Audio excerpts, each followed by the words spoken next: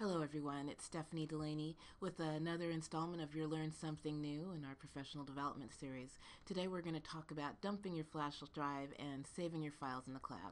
And I don't know about you, but I have managed to lose any number of flash drives or have them go bad or forgotten them when I needed them.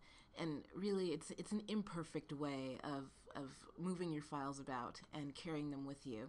And for those of us who work on multiple computers, if you're working at one campus, you're working at home, you've got a laptop, maybe you're working at multiple campuses as an adjunct faculty.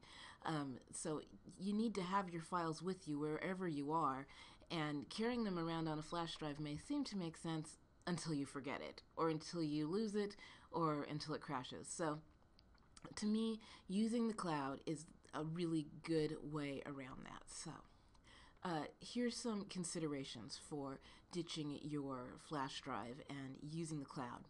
First, you want to make sure that it's web-based, because you can access the web from everywhere. So you want to make sure that your tool is web-based and that you can access all your files from the web. Also, desktop integration is nice because what if you can't get online? What if you're on an airplane? What if you're someplace out in the boonies and you need your files? So if you've got desktop integration, you'll have a hard copy of it on your desktop as well as in the cloud. And or a digital copy of it on your desktop and another one on the cloud. And I'm really a big fan of the desktop integration also because that creates an actual backup. So if your hard drive crashes or something on your laptop, you can also fall back on the web version or a version on a different computer. So having that desktop integration creates multiple copies of the same version of your document, and you always have it no matter what happens to your other devices. Have it sync with your smartphone. If you don't have a smartphone, man, you should rethink that and get one. But if you do have a smartphone, make sure that whatever tool you are using integrates with it, because that is also really convenient. If you're on the road, you just need to review a document or make some quick edits. To be able to do that on your phone really saves you a ton of time and can create some productivity moments that you may not have had otherwise. And finally, that the tool is shareable, that if you have a document in your cloud sharing area, if you've got a document in your cloud area and you want to just share out a link with students or let them be able to collaborate on a document, you want your tool to be able to support that. So with all of those things in mind, I'm just going to tell you my favorite. And in the role of simplicity that we have of these little videos, there's lots of tools out there. I'm just going to tell you about one really. Dropbox is my favorite. If you go to Dropbox.com and click on that little thing that says watch a video, it will give you a quick overview of all the fabulousness that Dropbox does. It meets all of the criteria that I just stated for you.